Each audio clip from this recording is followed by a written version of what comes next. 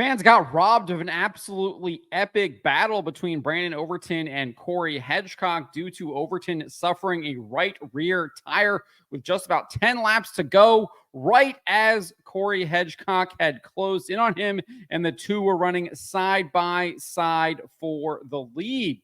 I wrote this up over at stockcarreport.com, and Overton and Hedgecock looked like we were going to get a fantastic duel, one of the best duels potentially of the season, and it just didn't come to fruition due to the fact that Overton suffered this right rear flat tire with about 10 laps to go in the feature race over at I-75 for the Hunt the Front Super Dirt Series. So the 50-lap Friday night feature got off to a slow start with a number of cautions that bogged down the race. However, while the pace of the race was significantly slowed by the cautions, Hedgecock, Dale McDowell, and Overton went back and forth for the top three spots during the various restarts. One notable restart with 49 laps to go saw Hedgecock get a monster run off of two and jet past McDowell for the lead like he was standing still. Take a look at this right here. What a absolute work to the inside of Cory Hedgecock in turn one to take over that second spot. Hedgecock with a run off at two. He'll split the difference. He'll thread the needle down the back straightaway. New lead. He gets both Overton and Dale McDowell. McDowell would try to come back on the inside. Obviously, Hedgecock just sent it in there in 3 and 4. Had to woe it up a little bit, but he was able to hold off McDowell and took the lead. And he would lead until Overton decided to make a move later on in the race. Before we get to that, there were a number of other cautions that were kind of spread out throughout the race here. One notable one was with 41 laps to go, where we saw Caden Mullenix kind of got spun coming out of turn 2, and then Vic Hill literally launches over his nose and gets airborne. Let's take a look at this right here. We had calamity in turn number 2. And it looks like somebody pushed up into him there. It might have been Vic Hill. I know he got into it. Vic Hill way up in the air. So a little bit hard to see there, but obviously you can see Caden Mullenix gets spun there coming out of turn 2. Vic Hill has nowhere to go and then literally just launches like he's gone in 60 seconds up and over Mullenix's hood there. But fortunately, he would continue. His car was okay. He would actually play a role. He would play a role here as Brandon Overton kind of chased down Cory Hedgecock. There would be another caution involving John Owenby. I'm not really sure what happened to his car, if there was a mechanical issue or something like that.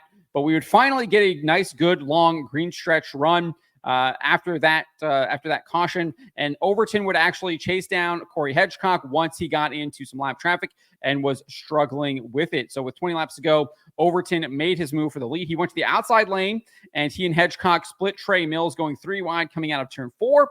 Coming out of turn 2, Overton performed a crossover going into turn 3 and completed the pass coming out of turn 4. Let's just kind of take a look at this right here. This is why I love dirt late model racing. This is why Super Dirt Late Model Racing is the best racing there is. I mean, this is unmatched right here. This is what we get almost every single week, whether that's Lucas Oil, whether it's one of the Outlaws, whether it's Hunt the Front, whether it is one of the Crown Jewel races, whether it is just kind of one of the like the Fall Classic at Wynot or something like that, the National 100 that's coming up.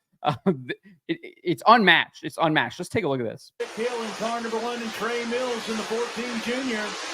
Hedgecock on the inside. Here comes Overton on the outside.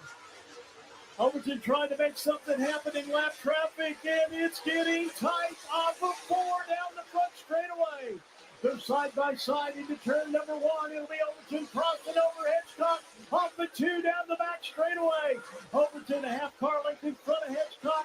They come up. I mean, it doesn't get any better than that. 3 wide, splitting a lap car, crossing over, coming out of turn 2, is able to get underneath of him going into turn 3, finishes it off coming out of turn 4, and then here, Hedgecock actually comes back and tries to get underneath of him here in turns 1 and 2. Off of 4, new leader, Brandon Overton out in front. Cory Hedgecock drops back to second.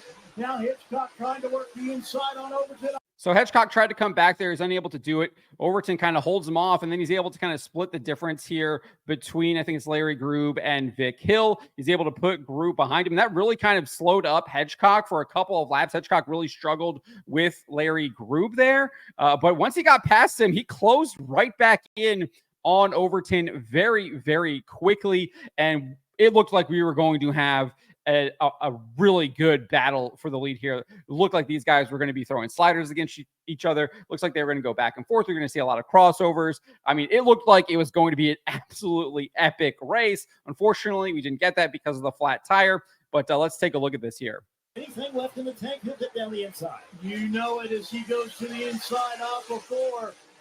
So obviously Hedgecock's already kind of closed in. He's gotten past those lap cars. He's right there. Overton's car still looks pretty good here. Hedgecock has closed in right to his bumper. He's going to go to the inside here. See that move that we saw at the start of the race. Hedgecock right down alongside Overton down the back straightaway. I think something happened right there with Overton's car. You kind of see it kind of go sideways a little bit, and I think that's where maybe the tire went flat. But nevertheless, I think Hedgecock was going to get him here because he just sent it in. And he sails it into turn 3. He'll slide up in front of. And he stuck it too, right? And he kind of slid up a little bit to do the little bit of the slider there. But you can see Overton had completely fell off as well. That right rear tire clearly going flat. Overton to grab the lead. But that is basically what happened there. I think there would be one more caution. Overton would eventually get his tire changed. He would salvage an 8th place finish. That caution, there would be that other caution. I'm not really sure exactly what happened there. I don't remember, but you'd have another caution that allowed him to kind of move up through the field, get that 8th place finish. I think that pretty much secures him the Hunt the Front Super Dirt Series championship, albeit he did give up a few points to second place Ashton Winger, who finished in 8th. I think going in, he had like an 83 or 85 point advantage, and now he has like a 79 point advantage going into tonight's race. But I still think he's going to win. He's going to win the championship. I don't think that there's any scenario where he doesn't win now. As for what happened behind those two, Stormy Scott ended up finishing in 2nd. Dale McDowell, who started on the pole, finished 3rd. And Cade Loudy finished 4th. I think they said during the broadcast that was his best finish with the Hunt the Front Super Dirt Series this year. I believe this was Hedgecock's first win with the Hunt the Front Super Dirt Series. At least that's what I was looking at on my race pass. I'm not sure if that had been updated or not, so it could be his 2nd win. Nevertheless, like he got one, and he was obviously very happy about getting that win. I love these tracks in Tennessee. The only one I don't like is that the Smoky Mountain one. I feel like we saw the Hunt the Front there, and then I think it was Luke Soil or Ward Outlaws, forget what it was. They went there as well, and it was just a single lane track. So they need to figure that out. But I love this track. I-75 put on a great show. That Volunteer Speedway puts on a great show. I mean, these tracks in Tennessee are really exciting to watch. They should be racing there more often.